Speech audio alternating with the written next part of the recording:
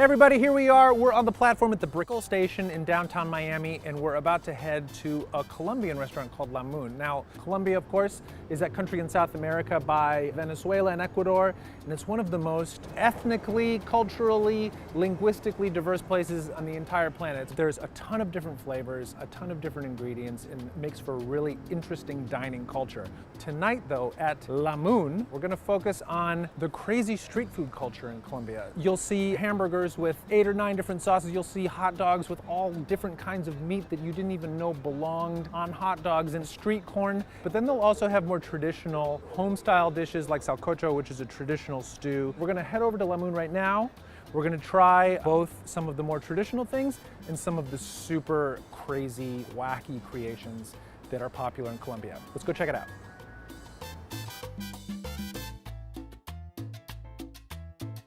I heard there was like another Colombian place and you guys were competing a little bit. Yeah, in Colombia, there's a lot of competition between who has the best fast food. Let's say you would sell a hamburger and your hamburger had just a meat, cheese, lettuce, tomato, onions, and one sauce. I have Lucas's Crazy Hamburgers here on my corner, so I serve. I'm your next door neighbor and I'm not making enough money, but I'm trying to compete you.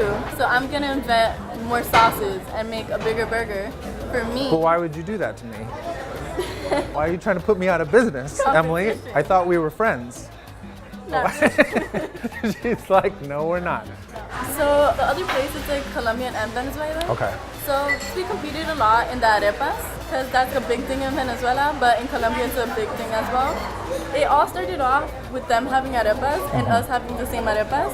So we invented a crazier and crazier arepas. Our Supermoon arepa has shredded steak, shredded chicken, it has bacon, it has smoked sausage and cheese. Wow. Yeah. That's a lot. And so they're not here anymore. No, so I guess you ran them out of town. What's the craziest food that you've seen, like a Colombian hamburger or hot dog?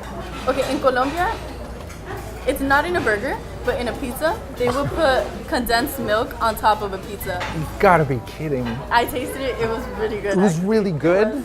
Yeah.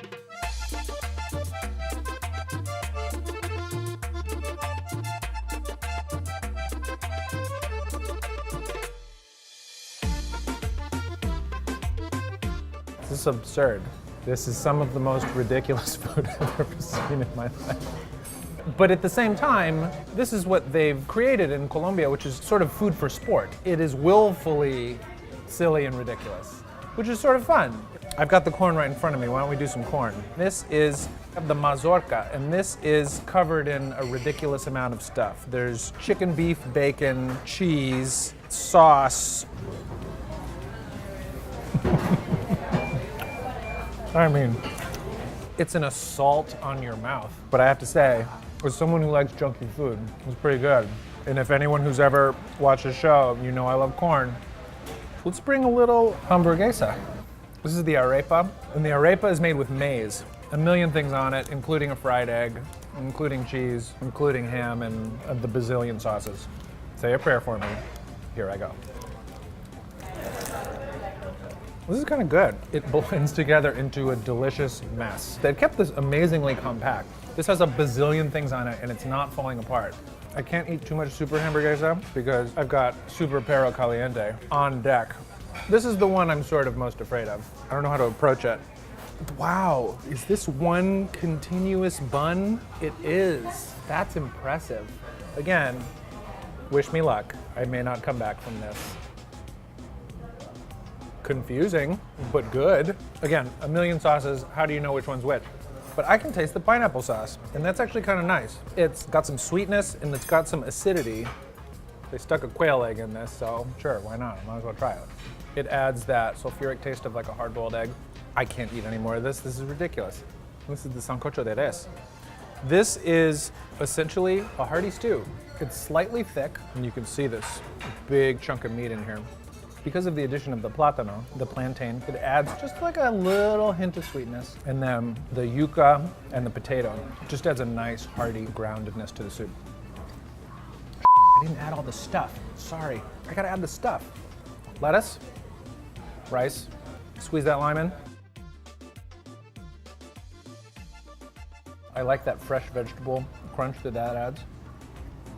tastes great, very comforting. And yet, you know what? Like a bad relationship, I'm drawn back to this horrible corn situation because even though it looks like a hot mess, I still just want to eat this.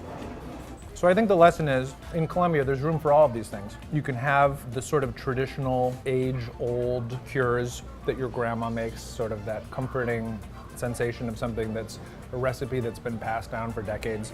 And then you can also, probably just next door, have something completely ridiculous with a million sauces, a million meats that's stacked, you know, from here to high heaven, or that's the longest hot dog. And that's kind of cool. There's a lot of care and thought and preparation that goes into even something that looks as crazy as this. I think I wasn't quite expecting that.